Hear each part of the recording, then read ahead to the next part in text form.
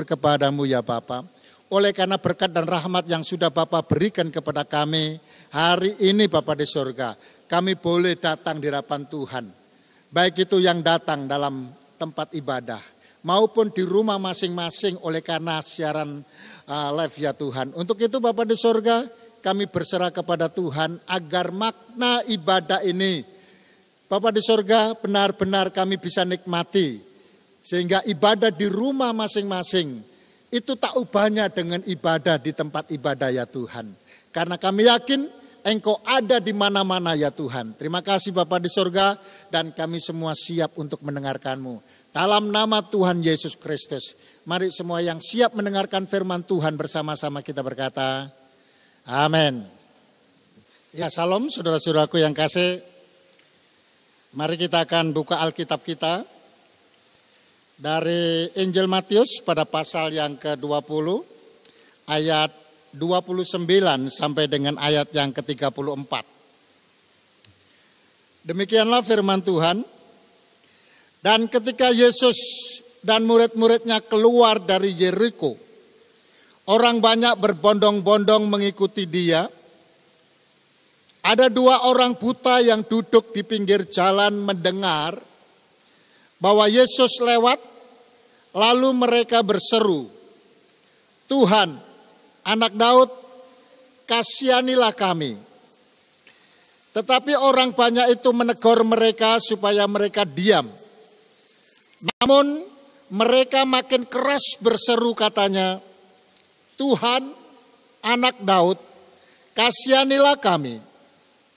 Lalu Yesus berhenti dan memanggil mereka, ia berkata, apa yang kamu kehendaki supaya aku perbuat bagimu? Jawab mereka, Tuhan, supaya mata kami dapat melihat. Maka tergeraklah hati Yesus oleh belas kasihan, lalu ia menjamah mata mereka dan seketika itu juga mereka melihat lalu mengikuti dia. Saudara-saudaraku yang kasih, firman Tuhan berbicara tentang memohon kepada Tuhan.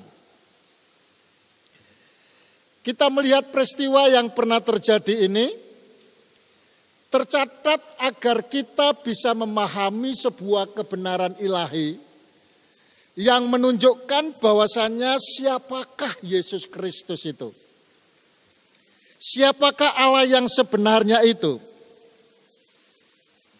Berita tentang Yesus kala itu terdengar dan banyak orang kagum oleh karena kedahsyatan apa yang Tuhan Yesus lakukan.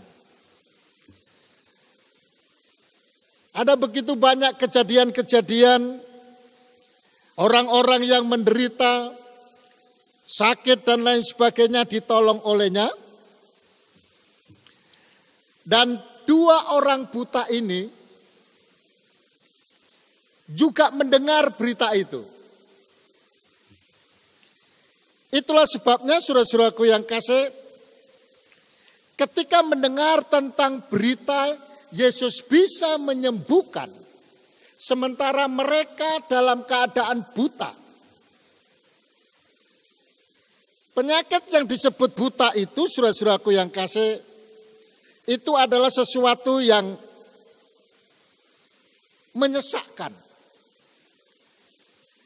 Saya pernah bermasalah dengan mata. Jadi kalau Bapak Ibu nggak bisa melihat saya punya mata sebelah kiri.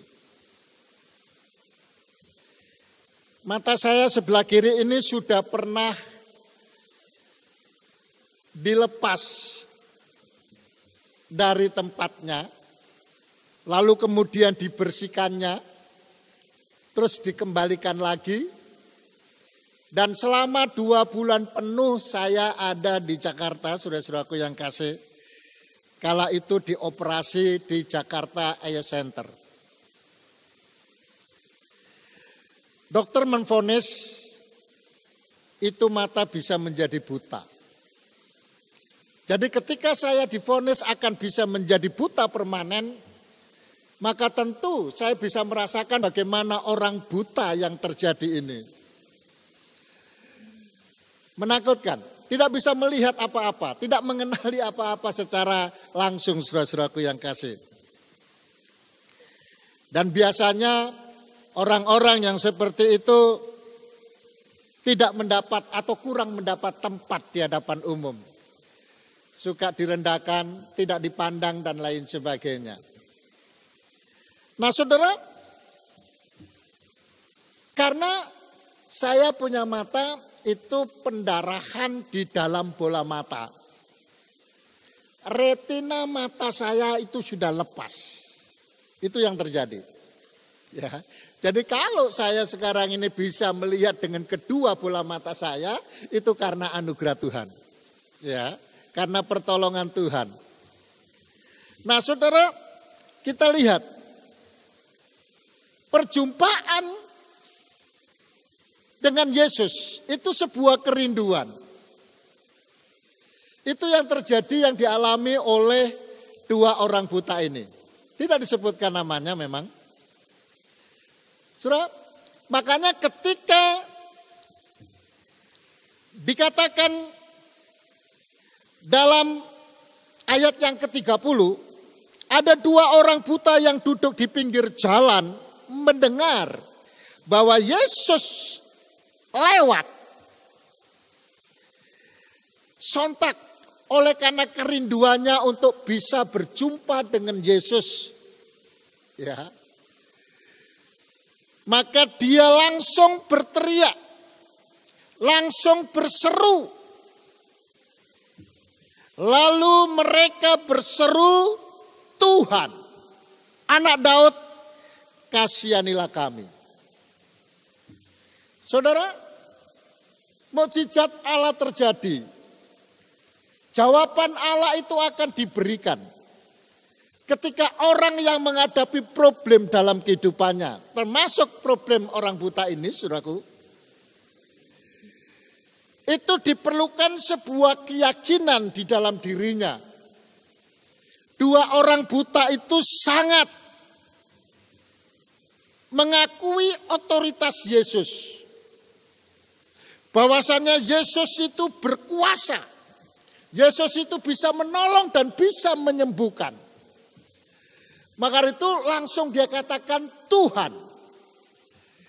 Jadi kalimat awal yang menyatakan di situ Tuhan. Ini terjadi karena keduanya mengakui otoritas yang Tuhan punya. Tuhan, Anak Daud, kasihanilah kami. Saudaraku, tidak dijelaskan secara detail, tapi kita bisa melihat, andai kata itu tertimpa di dalam diri kita, tentu segala daya upaya itu pasti dilakukan. Iya, kalau zaman sekarang sudah dibawa ke dokter dan lain sebagainya, saudara. Tapi ketika tidak kunjung sembuh, itu membuat dirinya tak punya daya, maka perlu dikasihani. Jadi bentuk kerendahan hati di hadapan Tuhan. Dia katakan, Tuhan Anak Daud, kasihanilah kami. Saudaraku, pernyataan pada ayat yang ke-32. Yang kedua kalinya. 31 maksud saya. Untuk kedua kalinya. Setelah ada penghalang. Karena dikatakan tetapi orang banyak itu menegur mereka supaya mereka diam.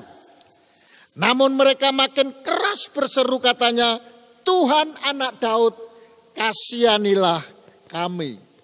Ya, saudaraku yang kasih. Orang yang mengakui otoritas Tuhan, Tuhan berkuasa dan lain sebagainya, itu tidak takut menghadapi rintangan. Menghadapi kesulitan. Yang penting jumpa dengan Yesus. Ini sama Dengan apa yang pernah terjadi seorang wanita yang penyakit pendarahan yang lama sekali. Dia susah untuk bisa berjumpa dengan Yesus oleh karena banyaknya orang. Tapi ada otoritas Yesus yang luar biasa, dia yakin Yesus bisa menyembuhkannya, makanya dia berdaya upaya dan dia berkata, asalku jama jumai jubahnya, aku pasti sembuh. Dan itu terjadi, dan itu dia sembuh, saudaraku. Nah demikian juga dengan dua orang ini, saudara-saudaraku yang kasih. Dan kita lihat, merindukan belas kasihan Yesus. Ya, sampai 2 kali dia katakan, Tuhan, anak Daud, kasihanilah kami, kasihanilah kami. Ya, jadi banyak orang susah untuk mendapatkan jawaban Tuhan. Mengapa? Karena tidak sepenuhnya dia mengandalkan Tuhan. Ya. Ada begitu banyak saudara-saudaraku yang kasih, orang sulit untuk menyerahkan sepenuhnya kepercayaan kepada Tuhan. Ya, beriman dengan sungguh-sungguh. Sementara kalau dia masih mempunyai, ya katakanlah kekayaan dan lain sebagainya, itu susah, saudara ya. Itu susah ya. Bahkan tidak sedikit, saudara, di lingkungan kita ini orang tidak membawa kepada Tuhan ketika punya masalah. Ada yang membawa ke dukun, ke orang pintar dan lain sebagainya. Padahal Alkitab sudah memberikan jaminan, saudara. Ya, Yesus kita itu adalah jawaban dari setiap permasalahan kehidupan kita, apapun itu, saudara-saudaraku yang kasih. Ya. Nah, kita melihat saudara-saudaraku yang kasih. Yesus sangat tertarik dengan orang-orang ini. Orang yang kalau punya masalah, punya problem, memohon kepadanya. Dan tidak tergoyahkan. Yang penting Yesus. Ya, makanya sekalipun banyak orang menghalang-halangi, tapi justru Yesus berhenti dan panggil itu mereka. Lalu kemudian ayat 32 dikatakan, lalu Yesus berhenti dan memanggil mereka. Ia berkata, apa yang kamu kehendaki supaya aku perbuat bagimu? Saudara, doa yang ingin dijawab oleh Tuhan adalah doa yang penuh dengan kesederhanaan, apa adanya. Coba kalau andai kata kita di hadapan Tuhan, Tuhan bilang sama kita, apa yang kamu kehendaki supaya aku perbuat bagimu? Mau apa kamu? Minta apa kamu? Saudaraku, tentu saja ada yang minta mobil, ada yang minta rumah, ada yang minta kekayaan, ya dan lain sebagainya, saudara-saudaraku yang kasih. Iya. Jadi meminta sesuai dengan kebutuhan, itu yang Tuhan mau dan Tuhan suka, saudara. Sama seperti apa yang dilakukan oleh kedua orang buta ini. Ya.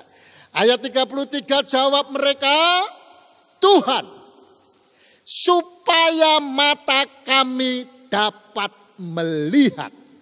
Sekali lagi, Tuhan, supaya mata kami dapat melihat.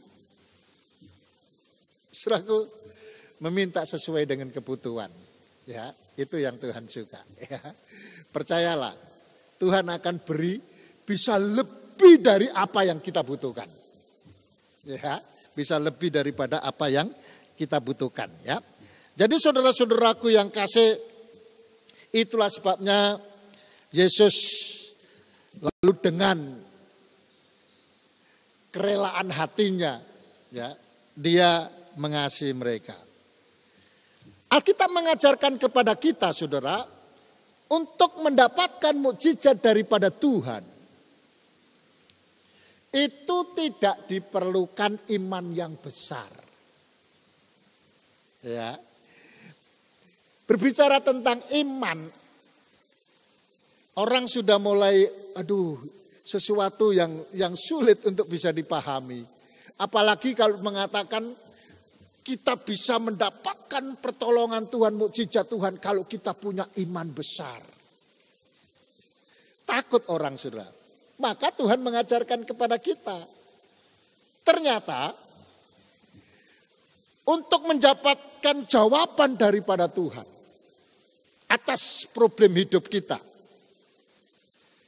itu sesungguhnya tidak diperlukan iman yang besar.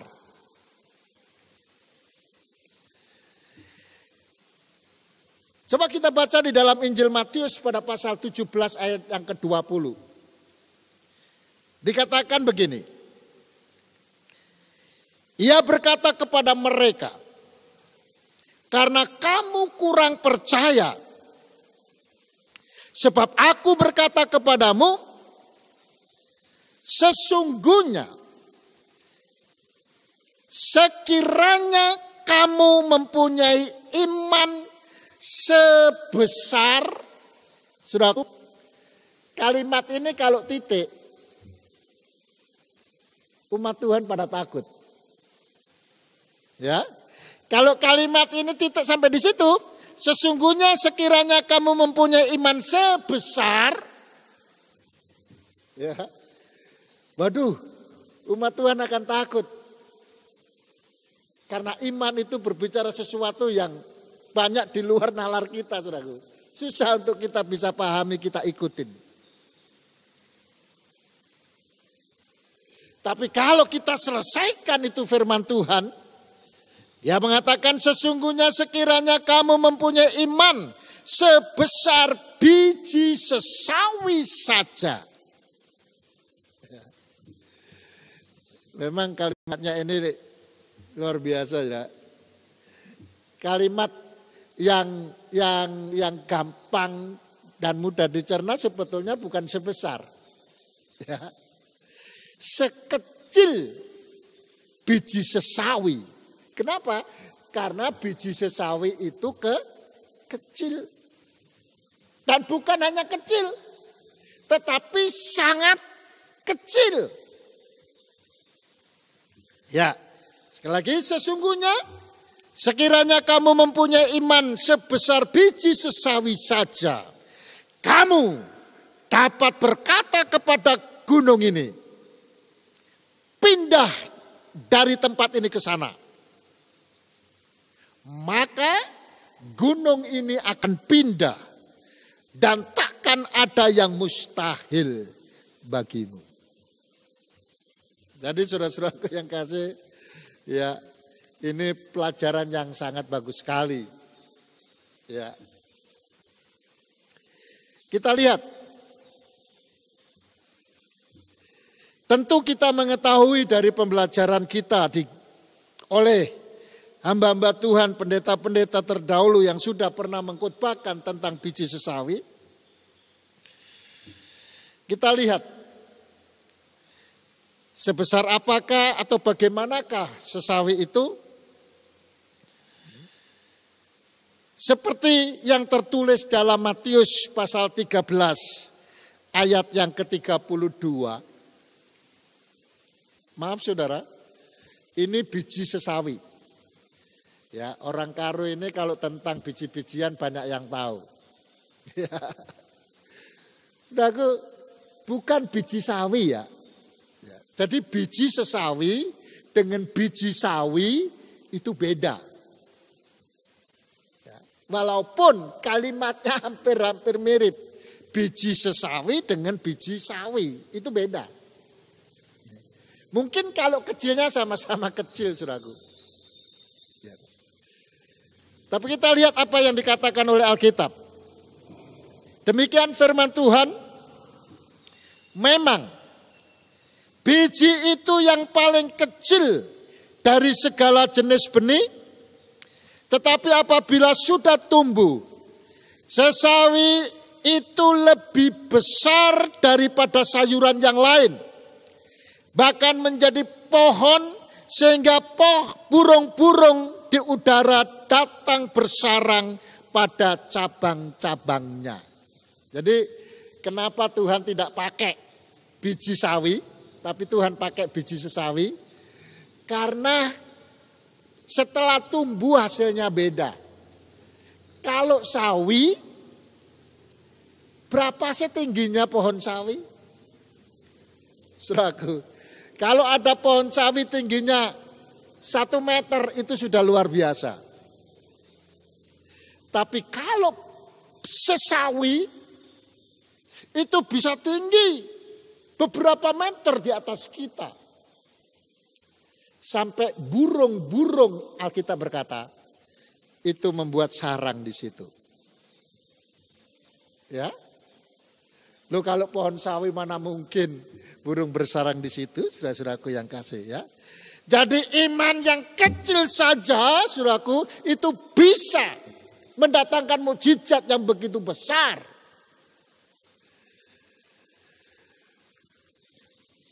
Bahkan tadi dikatakan takkan ada yang mustahil bagimu.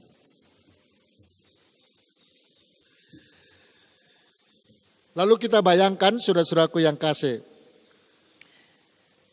Kalau kita mempunyai iman sekecil biji sesawi saja,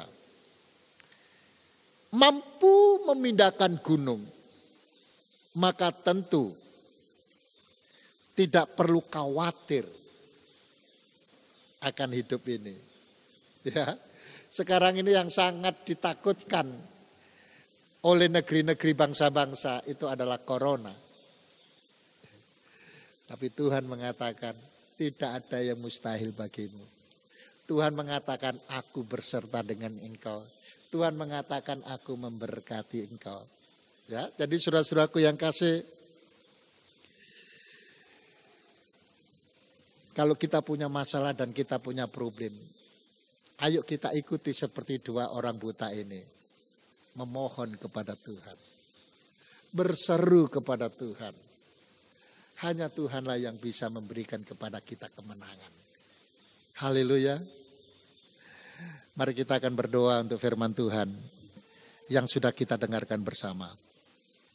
Bapa kami, Bapa yang ada di dalam kerajaan sorga, kami mengucap syukur kepadamu ya Bapa. Oleh karena berkat dan rahmat yang sudah Bapa berikan kepada kami, maka di dalam ibadah live ini Bapa di sorga, kami berserah penuh kepadamu ya Tuhan. Terima kasih Engkau telah memberikan suntikan sebuah untuk obat yang bisa meningkatkan imun kami ya Tuhan. Hati kami akan menjadi tentram. Hati kami akan menjadi sejuk ya Tuhan. Sebab beberapa waktu ini berita di televisi, berita di koran, dunia maya dan lain sebagainya ya Tuhan. Sana sini berbicara tentang corona, bahaya corona dan lain sebagainya. Dan itu yang seringkali membuat kami akhirnya takut ya Tuhan. Tapi hari ini Bapa di sorga, Engkau telah memberikan obat bagi kami ya Tuhan. Jalan yang terbaik. Itulah sebabnya Bapa, kami akan ikuti seperti 2 orang buta ini. Memohon hanya kepada Engkau saja. Terima kasih, terima kasih. Dalam nama Tuhan Yesus Kristus kami berdoa. Amin.